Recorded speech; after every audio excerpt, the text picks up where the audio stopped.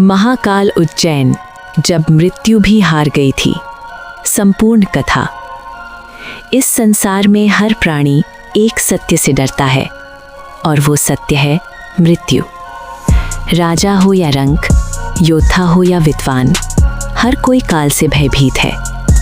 लेकिन इस धरती पर एक ऐसा स्थान है जहां मृत्यु स्वयं नतमस्तक होती है। वो स्थान है उज्जैन और वहां विराजमान है महाकाल, कालों के भी काल। बहुत प्राचीन समय की बात है। उज्जैन नगरी समृद्ध थी, शांत थी। लोग शिव भक्त थे। हर घर से ओम नमः शिवाय की ध्वनि आती थी। उसी नगरी में रहता था एक बालक, श्रीकर। श्रीकर साधारण बालक नहीं था। वो दिन रात भगवान शिव की भक्ति में लीन रहता। उसकी आंखों में भोलेनाथ के दर्शन बसते थे और हृदय में केवल एक ही इच्छा, मेरे भोलेनाथ सदा मेरे साथ रहें। लेकिन उसी समय उस नगर पर एक भयानक संकट आ गया। एक क्रूर राक्षस दूषण, जिसे वरदान प्राप्त था कि कोई भी देवता उसका वध नहीं कर सकेगा। दूषण शिव भक्तों से घृणा करता था। वो मंदिरों को तोड़ता, ऋषियों का वध करता और शिवलिंगों को अपवित्र करता। उज्जैन भय में डूब गया। हर रात चीखों से भर जाती। लोग अपने घरों में छिपने लगे। एक दिन दूषण उज्जैन पहुंचा। उसकी दृष्टि सीधी महाकाल के शिवलिंग पर पड़ी।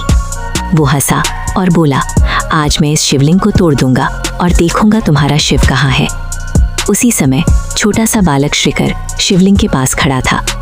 डर उसके चेहरे पर नहीं था, आंखों में केवल विश्वास था। उसने कांपती आवाज में कहा, मेरे भोलेनाथ की ओर आंख उठाने की हिम्मत मत करना। दूषण जोर से हंसा। उसने शिवलिंग पर प्रहार करने के लिए अपना भयानक अस्त्र उठाया और तभी धरती कांप उठी। आकाश फटने लगा। चारों दिशाओं से गर्जना गूंज उठी। ऐसी गर्जना जो न देवों ने सुनी थी न दानवों ने। अचानक शिवलिंग से प्रचंड प्रकाश फूटा। धुएं, अग्नि और ऊर्जा के बीच एक दिव्य स्वरूप प्रकट हुआ। भस्म से लिप्त शरीर, जटाओं से बहती गंगा, नेत्रों में अग्नि और हाथों में त्रिशूल। वो कोई और नहीं थे, महाकाल। जिस क्षण महाकाल प्रकट हुए उसी क्षण काल रुक गया। समय थम गया। मृत्यु कांप उठी। दूषण का शरीर जड़ हो गया। उसके वरदान, उसकी शक्ति सब व्यर्थ हो गए। महाकाल ने एक दृष्टि डाली और केवल एक गर्जना की। उस गर्जना में ही दूषण भस्म हो गया। न युद्ध हुआ, न अस्त्र चला, क्योंकि जहां महाकाल खड़े हों वहां मृत्यु भी हार जाती है। सब शांत हो गया। बालक शिकर महाकाल के चरणों में गिर पड़ा। उसकी आंखों से आंसू बह रहे थे, लेकिन वो आंसू भय के नहीं थे। वो आंसू प्रेम और कृतज्ञता के थे।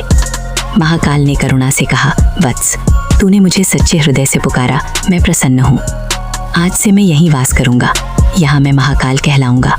जो मुझे सबसे पहले बूझेगा वही जीवन में आगे बढ़ेगा। जो मृत्यु से डरेगा नहीं, मैं उसका रक्षक बनूंगा। तभी से उज्जैन में महाकाल विराजमान है।